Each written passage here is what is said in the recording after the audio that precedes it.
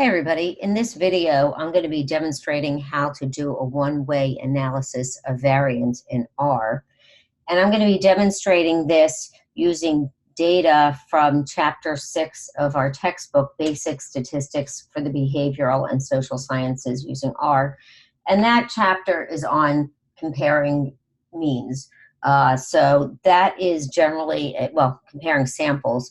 That's generally a chapter on parametric tests. The next chapter will cover non-parametric tests. So we have a number of variables in this data set, and I have the data set attached here. Actually, it's not attached. I will attach it, so it will save me some keystrokes later on. And we have a number of variables in this data set. Now, one-way analysis of variance is used when you have more than two groups, and this enables you to avoid doing multiple t-tests. So we're going to look at whether there are differences in patients' length of stay in the hospital based upon their marital status. So we have the variable LOS here, which is length of stay, and we have marital status. So we can begin looking at that with the describe function in the psych package. So if you have downloaded the psych package, you can simply require it. And we can just go describe by. And we're going to put our continuous variable first, length of stay, and separate that from our categorical variable with a comma. So here we have 4 marital statuses for each of our patients. We have 11 people who are divorced, 23 who are married, 12 who are single, and a small number who are widowed. Notice that the widowed people's length of stay and standard deviation is the largest among the group, but again, there are only 4 people in our sample who are widowed. The smallest group, the smallest length of stay are those who are married, followed by those who are divorced. Their length of stay is 7.45 days, and the singles are in the middle. So while we observe different lengths of stay based on marital status, that doesn't test the hypothesis that in the population we would notice these differences. So we can begin by doing this. We'll need to create a vector to hold our one-way analysis of variance. So you can call this anything you want. In the book, I think we call it A1 because you could just number your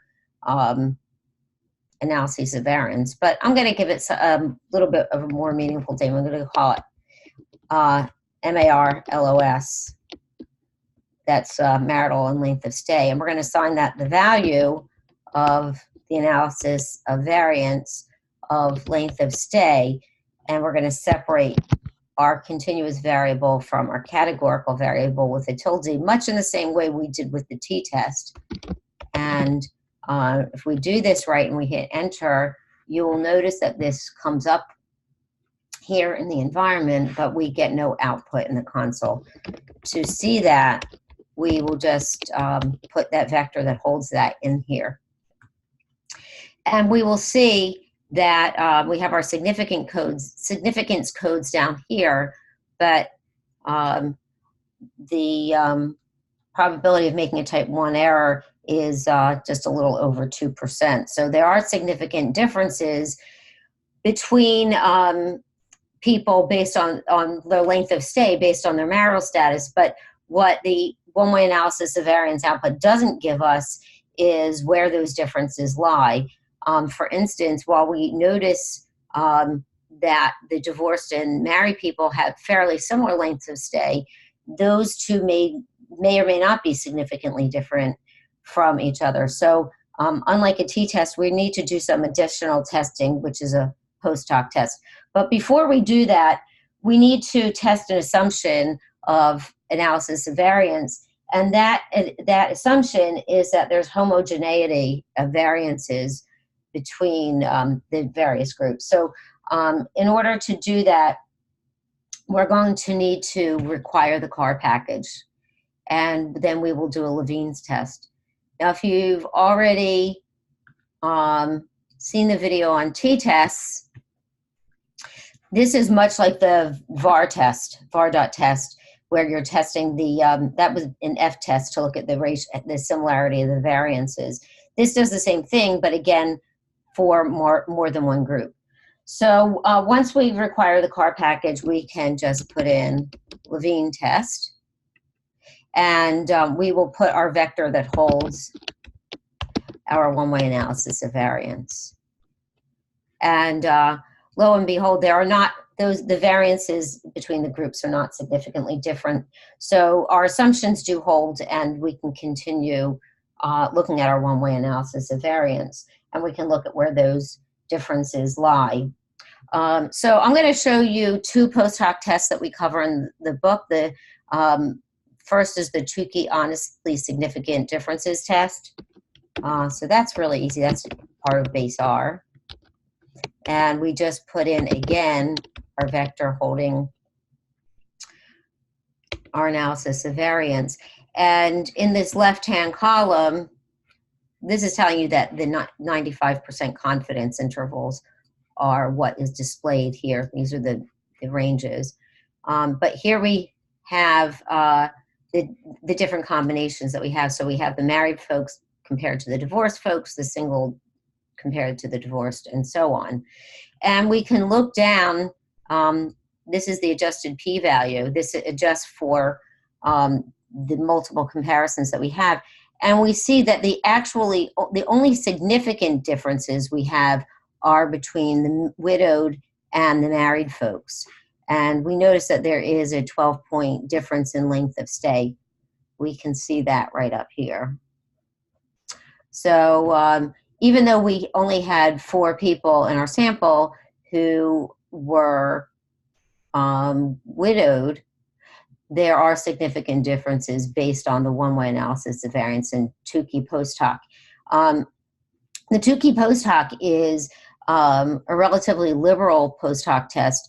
The other one I'm going to show you is the Scheffe test, and that is a much more conservative test. So here we did see that there are significant differences between the widowed and married folks.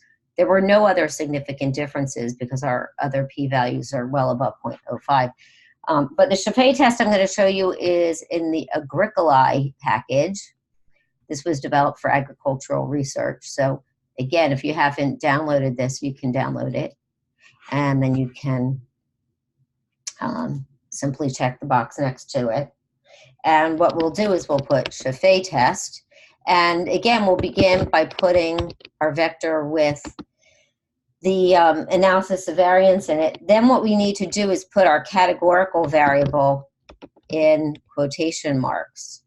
And we want to display the results in the console, so we're going to put T. There's 2 ways to do this. I'm going to show you both of them here. And this doesn't give you quite the output. It does give you the means for the various groups here and the standard deviation, the low and high values. And it gives you the critical values of F.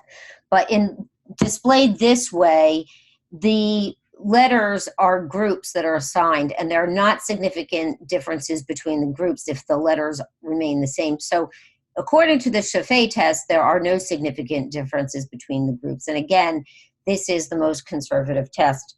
I'm going to repeat this, and I'm going to show you a little more detail. And if we go group equals false, then you can see much more detail.